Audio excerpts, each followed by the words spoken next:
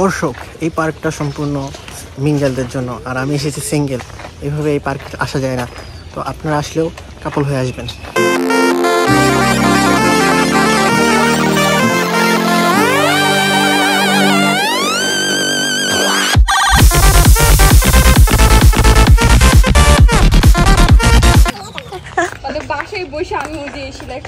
আমি ভিডিওর জন্য তো আর আসিনি, আমি আসছি এমনি তোমার সাথে ঘুরতে। তোমার সাথে বসে কথা বলতে গেছি, তোমার এখন এত ভাব, তুমি আমার ধমক মারো, আমি কি কথা। হে গাইস, হোয়াটসঅ্যাপ, চলে আসলাম ফাটাফাটি একটি ব্লগ নিয়ে আপনাদের জন্য। আজকে আমি এসেছি শহর থেকে একটু দূরে সবুজে ঘেরা শান্তির এক টুকরো জায়গা, আশিকনগর পার্ক। নামটা শুনে আপনার হয়তো আশিক বানায়া গানটার কথাও মনে এসে পড়েছে। ছাক, এগুলা বাদ দিই। আমি এখানে এসে অনেক সুন্দর ফুল গাছ দেখেছি। আমার অনেক ফুল গাছ পছন্দ, তো এখানে এসে আমার কাছে অনেক ভালো লাগতেছে।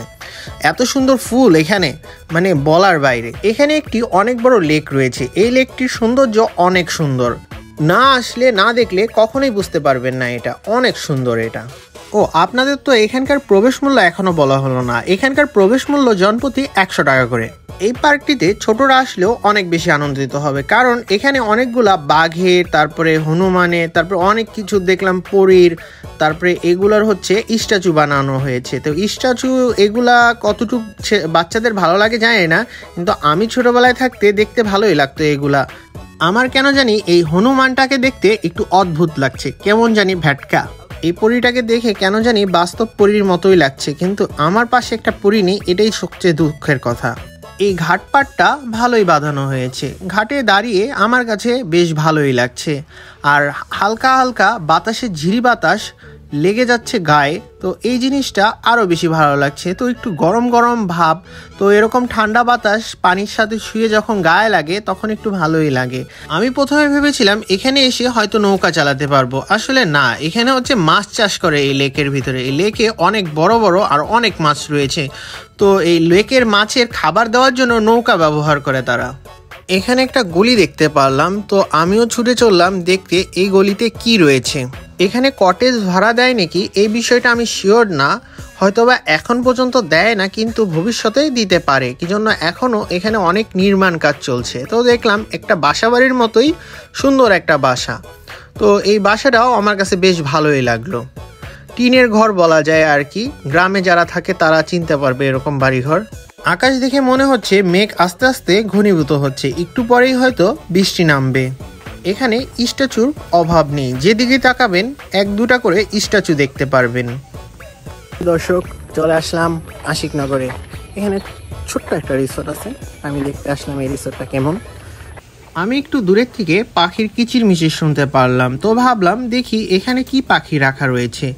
এসে দেখতে পারলাম অনেক সুন্দর সুন্দর অনেকগুলা কবুতর রয়েছে। আমি কবুতর সম্বন্ধে বেশি কিছু জানি না, তো আপনারা যদি জেনে থাকেন কবুতরের নাম কি এগুলার, তাহলে কমেন্ট করে আমাকে বলুন, আর মানুষও জানতে পারবে। Hey monkey, what's up?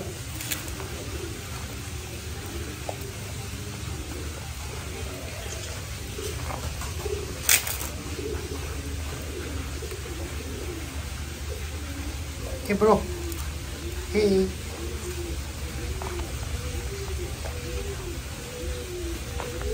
খাঁচার নেট এমনভাবে দেওয়া হয়েছে, দেখাটা একটু কষ্টকর। আমি কষ্ট করে দেখছিলাম, এর ভিতর দিয়ে ক্যামেরাতে দেখানো আরও বেশি কষ্ট। তো তাও আপনাদের ভাই আপনাদের না দেখায় কি পারে, যেমনিই হোক ফাঁকা ফুঁকো দিয়ে আমি দেখিয়ে দিলাম। এখানে দেখতে পারলাম বিশাল বড় একটা মাঠ, আর এখানে একটা স্টেজও বানানো হয়েছে। তো এই স্টেজে দাঁড়িয়ে আপনারা কোনো অনুষ্ঠান করতে চাইলেও এখানে করতে পারবেন, কিন্তু এখনও কাজ চলছে। এখানে কিডস জোনে চলে আসলাম। কিডস জোনে অনেকগুলা খেলার জন্য, বাচ্চাদের খেলার জন্য অনেক কিছু দেখতে পারলাম, যেগুলা দেখতে মোটামুটি বেশ ভালোই, বাচ্চারা দেখলে হয়তো বা খুশি হবে। এখানকার সবগুলা রাইডই কায়িক ব্যায়ামের, কোনো ইলেকট্রনিক্স বা বিদ্যুতের ব্যাপার স্যাপার নেই, বিদ্যুৎ মুক্ত, একেবারে গ্রিন এনার্জি। উপর থেকে লাফ দিবেন, না হলে নিচের থেকে লাফ দিবেন, বা ধাক্কা দিয়েও এই রাইডটা ঘুরতে পারবেন। এই পার্কটি সৌন্দর্য বৃদ্ধি করার জন্য এবং বাচ্চাদের আকর্ষণ করার জন্য কোনো কমতি রাখা হয়নি। বাঘ, হরিণ, সব কিছুরই স্ট্যাচু বানিয়ে একটা বাস্তব ফিল দেওয়ার ট্রাই করা হয়েছে। এমনকি পানির ভিতরেও একটা স্ট্যাচু রয়েছে। আপনারা দেখুন আর বলুন তো এটা কিসের স্ট্যাচু হতে পারে, জিনিসটা আমি চিনতে পারছি না। আপনারা যদি জানেন তাহলে আমাকে কমেন্ট করে বলতে পারেন। এই পানির ফোয়ারার পাশে বসে থাকতে কিন্তু বেশ ভালো লাগে। পানির ফোটে ফোটে বিন্দুতে পড়া যে শব্দটা, সেটা অনেক ভালো লাগে আমার কাছে। আকাশ দেখে মনে হচ্ছে বৃষ্টি আসছে। তো আমিও খুব তাড়াতাড়ি খপচির ভিতরে ঢুকে যেতে হবে, মানে এটার নিচে আশ্রয় নিতে হবে, বৃষ্টিতে ভিজা যাবে না অসময়ে।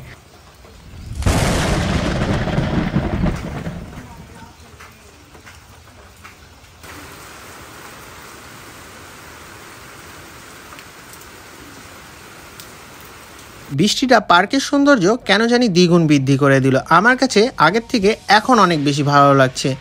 আর ফুলগুলাতে পানির বিন্দু বিন্দু জমে রয়েছে, এই জিনিসটা আরও বেশি ভালো লাগছে। কি যে সুন্দর লাগছে এখন বলে বোঝাতে পারবো না। এখনই মনে হচ্ছে ভালো একটা পার্কে এসেছি। এতক্ষণ আমার কাছে অত বেশি একটা ভালো লাগেনি, কিন্তু এখন বৃষ্টির পরের পরিবেশটা অনেক সুন্দর, পুরাই অসম। আমি একটু খেয়াল করে দেখতে পারলাম লেকের অপোজিট সাইডেও একটা জায়গা রয়েছে, ওখানেও যাওয়া যাবে মনে হলো।